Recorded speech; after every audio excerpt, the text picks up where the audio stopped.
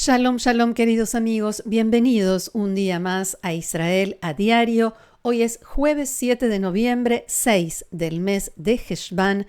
Llevamos 398 días de guerra, todavía con 101 rehenes en la Franja de Gaza y malas noticias casi a diario. Las fuerzas de defensa de Israel dieron a conocer que Ariel Sosnov, soldado de Tzahal de 20 años de edad de Jerusalén, resultó muerto ayer por el impacto de un misil de Hezbollah en el Moshav Abibim, en la Alta Galilea, y esto sucedió en momentos en que Hezbollah disparó una ráfaga de 50 proyectiles desde el Líbano. También un civil, Sivan Sadeh, de 18 años de edad, resultó muerto por el impacto de un misil de Hezbollah en Kfar Masarik, en el kibutz Kfar Masarik. Sivan estaba trabajando en los campos del kibutz cuando Hezbollah disparó esta ráfaga de misiles.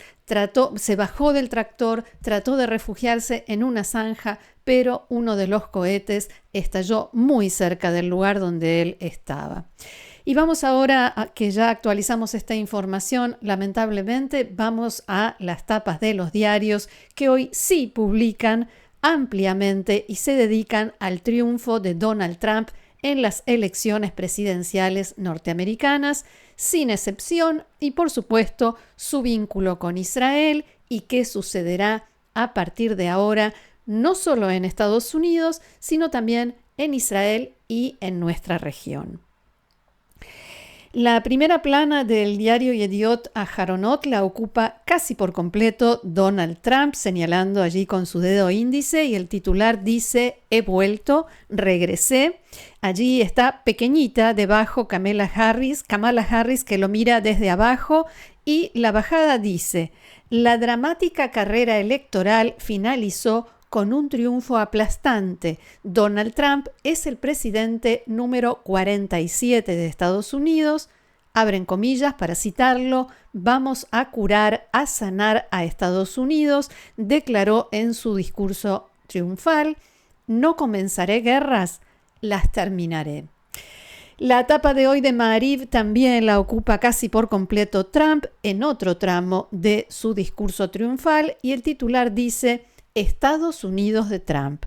El expresidente, continúa, ganó la carrera hacia la Casa Blanca con una victoria abrumadora y estará nuevamente al frente de la mayor potencia del mundo. El primer ministro Benjamin Netanyahu lo llamó para felicitarlo, y el foco de la conversación fue la tensión de seguridad frente a Irán. Optimismo en Israel, continúa el diario.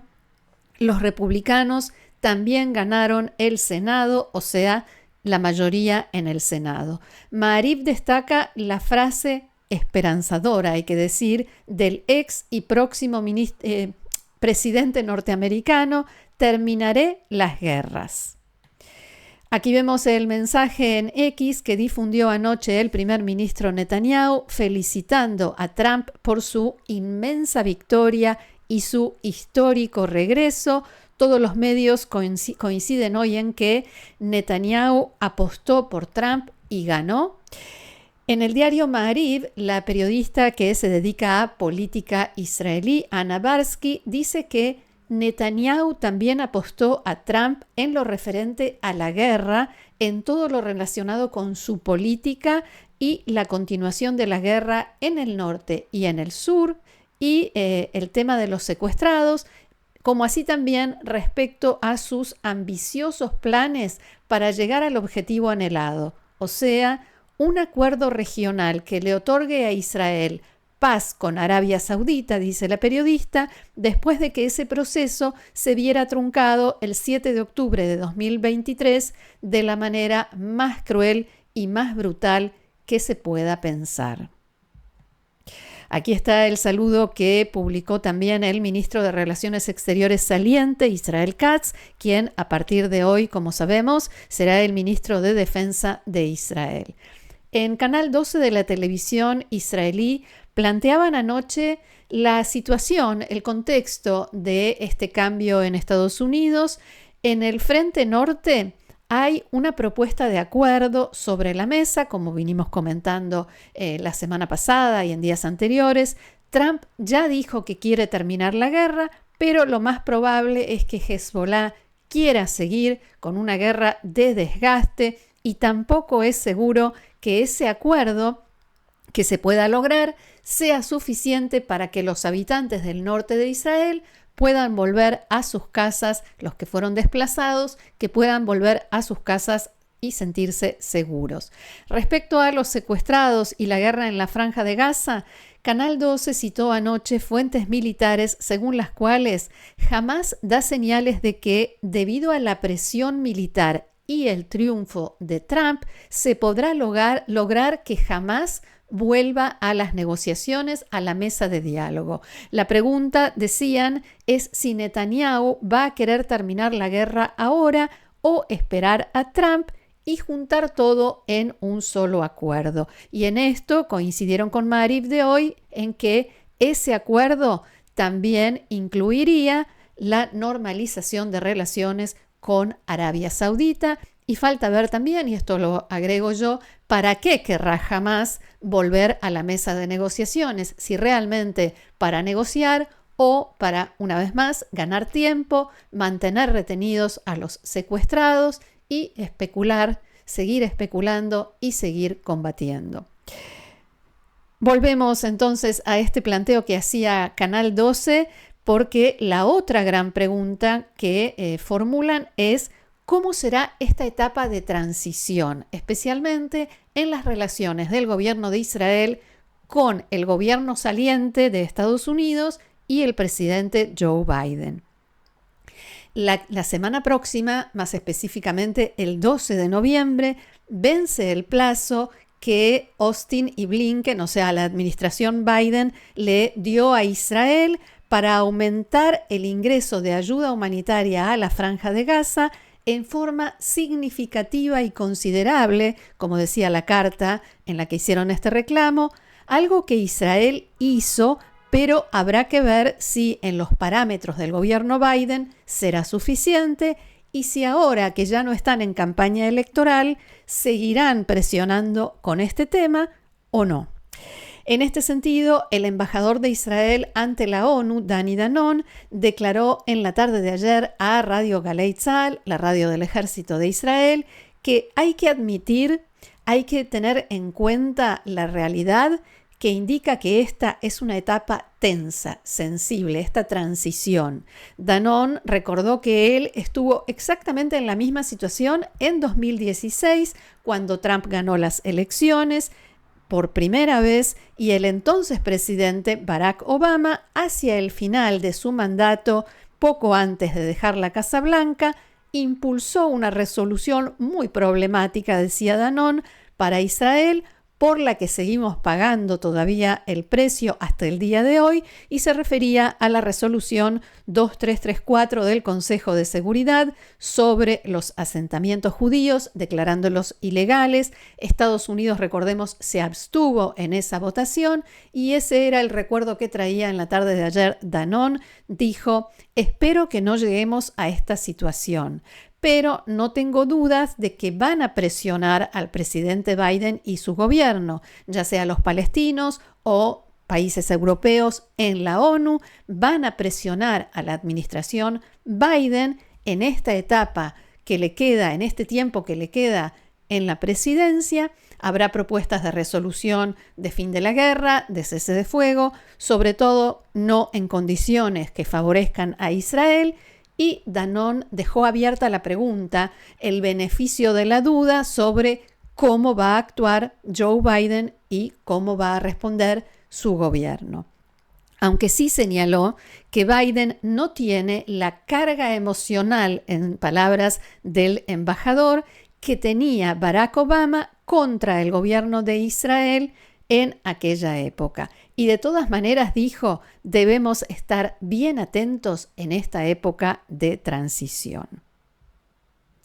Otra pregunta que va a quedar abierta o que está abierta es ¿quién va a acompañar a Donald Trump en esta nueva gestión en la Casa Blanca? ¿Quiénes van a ser sus asesores y funcionarios más cercanos? Estamos viendo al coordinador de relaciones árabes, así se llama el cargo, Massad Bulus, que es uno de los que ya hizo declaraciones en las últimas horas, un funcionario que estará, nos dicen, muy presente en la Casa Blanca de Trump. Se trata de un empresario de origen libanés que también es consuegro de Donald Trump. Su hijo está casado con Tiffany, la hija de Trump, pero además de ser consuegros, dicen, son amigos, son muy cercanos, más allá del parentesco. Bulus fue su hombre en la campaña electoral en las comunidades musulmanas. Es un empresario, como decía, de origen libanés, pero que hizo su fortuna en Nigeria, donde vive desde hace mucho tiempo, también tiene esa nacionalidad y tiene muy buenos contactos y vínculos en la política libanesa. Ayer, desde el momento en que se conoció el resultado de las elecciones en Estados Unidos, Bulus dio declaraciones a 2 canales de la televisión libanesa, MTV y Al Jadid, y dijo que Trump les prometió a los libaneses que finalizará la guerra pronto y va a cumplir esa promesa, traerá un acuerdo de paz integral a la región. Bulus anunció que él va a ser el enviado de Trump para el Líbano y que el presidente va a nombrar otro enviado para Israel y que se va a firmar un acuerdo. También dijo que Trump tiene intención de actuar frente a Irán, incluso antes de entrar a la Casa Blanca, antes de asumir nuevamente el cargo, abro comillas, para preparar un acuerdo nuclear con Irán, fin de la cita. Vuelvo a los diarios de hoy. La primera plana de Israel Hayom también está dedicada a Donald Trump, pero a pie de página trae un tema interno israelí y el título es Nuevo ministro, nuevo enfoque. Katz comenzará un proceso de diálogo con los ortodoxos por la cuestión del enrolamiento. Obviamente, Israel Katz, casi ministro de Defensa. En la bajada, Israel Hayom cita a allegados al ministro de Defensa Katz, al ministro entrante Israel Katz, que dicen que no es ingenuo, pero tampoco se va a enfrentar a Netanyahu como lo hizo su antecesor.